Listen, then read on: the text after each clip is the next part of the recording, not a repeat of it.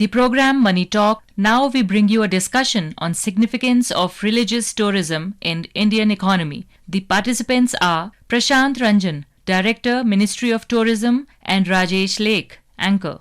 To discuss the significance of religious tourism in Indian economy, we have with us Mr. Prashant Ranjan, Director, Swadesh Darshan Tourism Ministry. A warm welcome to Akashvani. Thank you.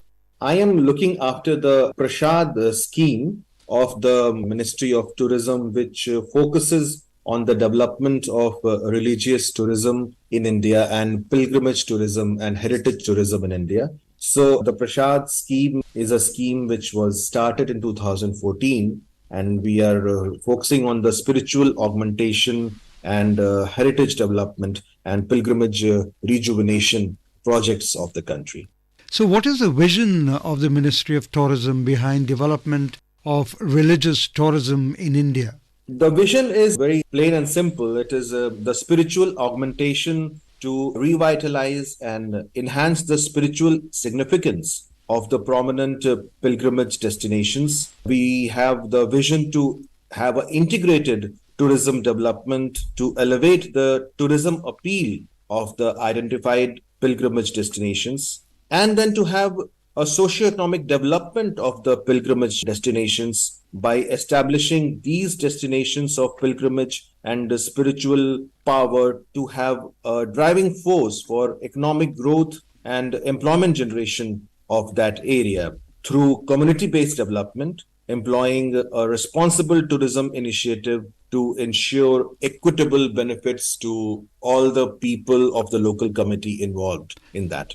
So in light of this, Mr. Ranjan, do you think there is a need for a more infrastructure development around religious sites to enhance the overall tourism experience and economic impact?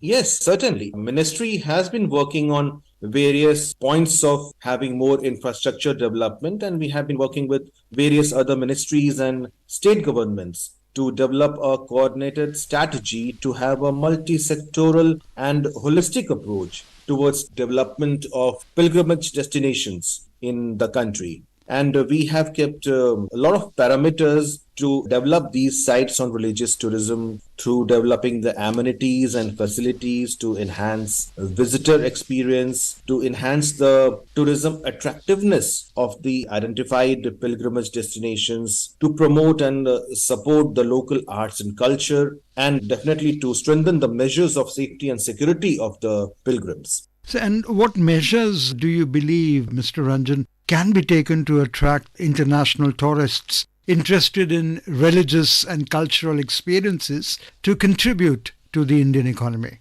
India is the destination of choice for many and millions of people who embark a journey of spiritual growth. India is also the cradle of world's most of the practiced religions like Hinduism, Buddhism, Jainism, Sikhism. And I would like to bring it to the notice of listeners that out of the 40 odd World Heritage Sites in our country, around 10 are pertaining to religious heritage sites. And as a result of that, India is promoting various types of circuits, pilgrimage centers, and other places to attract the international tourists. India is promoting the circuit where Lord Buddha lived and gave sermons. And thereby we makes our country a must-visit destination for around 500 million practicing Buddhists. Similarly, for Sikhism, Jainism, and various sects of Hinduism,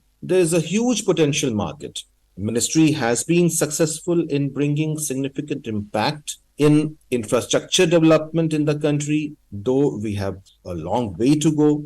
Even in our G20 presidency of last year, various events were organized nationwide across the 60 cities where we hosted our meetings. It included religious and spiritual destinations such as Amritsar, Varanasi, Dharamshala, Khajuraho, Rishikesh, Mamallapuram. These G20 meetings have helped out in putting up these religious destinations of our country on the international map. We have also been actively participating in the biggest global tourism platforms like WTM, ITB Berlin, Pata, Fitur, all these are events held across the world to promote tourism. And here we promote our various destinations, including our religious centers. So, from your perspective, what economic benefits can religious tourism bring to India, both at the local and national levels?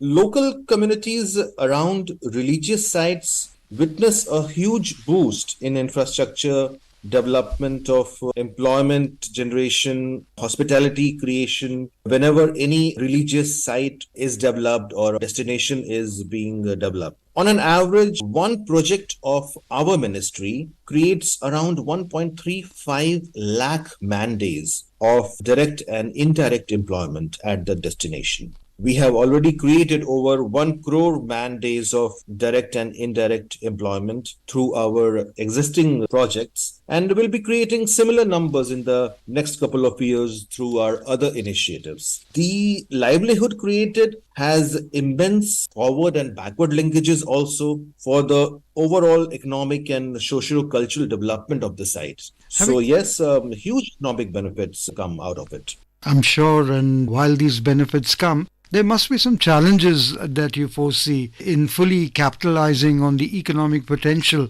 of religious tourism in India. Absolutely. With benefits, always there are challenges. And some of these challenges are like accessibility, seasonal demand, lack of sustainable practices at these destinations, non-integration with technological developments that are in force of late. However, a stakeholder involvement of the stakeholders at the religious destinations pose a very pertinent challenge with respect to the prioritization of initiatives and interventions. So these are few challenges on which Ministry of Tourism is working towards mitigating these roadblocks through strategic planning, effective marketing, and integration of sustainable and innovative practices. So you mentioned some of the planning and effective marketing and integration of sustainable and innovative practices that the ministry is taking. Would you please elaborate a bit more on the initiatives taken by the ministry? Yes, I would like to speak on the schemes, which is basically infrastructure. But other than infrastructure schemes, adoption of technology for enhancement of interpretation and experience of tourism is one of the most important things of late. For that, we have created a Utsav portal, which is a digital initiative of the ministry, which aims to showcase all the events, festivals, and live darshans across the country. The portal comprises information of around 1,200 events and festivals and 55 live darshan across 28 states and 8 UTs, along with the detailed attractions in that. Further, not only nationally, but we are collaborating with our neighboring countries on international level also to promote the spiritual and pilgrimage circuits. Here, I would like to give an example of the Bay of Bengal initiative for multi-sectoral technical and economic cooperation, which is called BIMSTEC, which is a group of South Asian and Southeast Asian countries comprising of India, Nepal, Bangladesh, Bhutan, Thailand, Myanmar, Sri Lanka. So here we are promoting thematic pilgrimage and spiritual circuits like Buddhist circuit, which will be developed and promoted in India, Nepal, Bhutan, Sri Lanka, Thailand, Myanmar. And similarly, we have also developing a temple circuit, which is led by India to promote thematic circuit development of temples in the BIMSTEC area to enhance the infrastructural development and the overall tourism experience. Are there any specific religious destinations in India that you believe have made a substantial impact on the country's economy through tourism? Why one? There are so many. Definitely, we are full of examples, and there are numerous religious destinations in the country which have had significant impact on the economic development of the host community through tourism, such as Varanasi, Amritsar, Tirupati, Kamakhya in Assam, Somnath in Gujarat, and now Ayodhya Dham, where ministry itself has contributed around 115 crores worth of infrastructure interventions at Ayodhya city. Mr. Ranjan, you mentioned that your ministry looks after the Prashad scheme. So or rather, how many major pilgrimage destinations have been covered by the Ministry of Tourism under various schemes with specific emphasis on Prasad scheme? There are various schemes which focus on the infrastructure development. And under the various schemes, we have around 64 religious and pilgrimage destinations which has been covered, which includes most of them from Prashad scheme. But there are certain interventions and projects which have come up in our other infrastructure development scheme under the spiritual circuit, which is through the Swadesh Darshan scheme. So examples are like Amarlingeshwara Swami Temple in Amravati, Parshuram Kund in Arunachal Pradesh, Kamakhya Temple in Assam, Somnath in Gujarat, Sri Padmanabh Swami Temple and Sabrimala Temple in Kerala, Varanasi in Uttar Pradesh, etc. So these projects involve sanction amount of more than 2,000 crores by the Ministry of Tourism in the last 7 odd years. And there are numerous other interventions also being taken up by the ministry at various other religious sites as well. So under Prashad scheme, total 46 projects have been sanctioned in 26 states and UTs. Under Swadesh Darshan scheme, 13 projects have been sanctioned in 11 states and UTs under the spiritual circuit. So these are a few. I'm sure there are lesser known religious destinations in the country as well. So is the ministry aiming to develop those as well?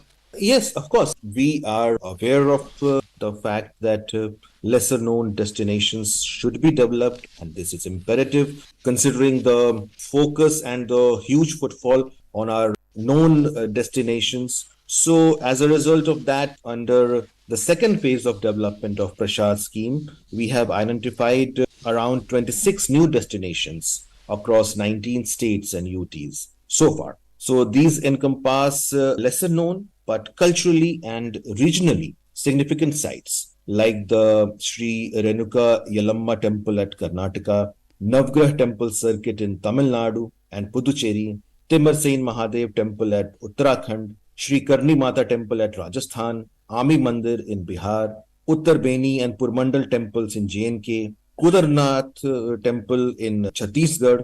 These all hold regional prominence. And more so, there are other destinations also which can be linked with religious as well as patriotic value. So our ministry is also promoting and developing these as new destinations. One such destinations which I can recall is the Tanaut Mata Mandir near the Longewala border near Jaisalmer in Rajasthan, which saw huge fight and became a huge fight in the Indo-Pak War of 1971. So how can sustainable practices be incorporated into religious tourism to ensure long-term economic and environmental benefits?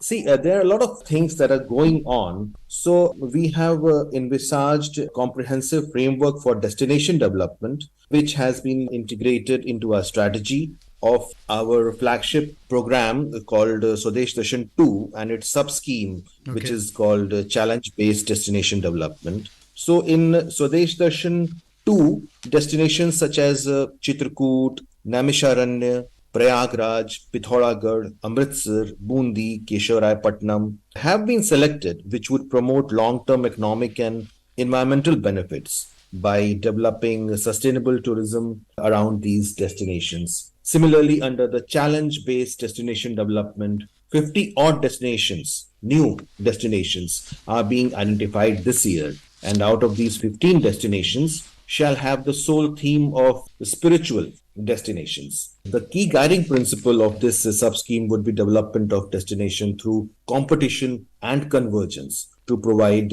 end-to-end tourist experience across all points of tourism value chain. On that note, Mr. Prashant Ranjan, we would like to thank you for being with Akashvani. Thank you. You were listening to a discussion on significance of religious tourism in Indian economy. The participants were Prashant Ranjan, Director, Ministry of Tourism, and Rajesh Leikh, Anchor. This program was produced and presented by News Services Division of Akashvani. You can listen to it on our mobile app, News on Air. This program is also available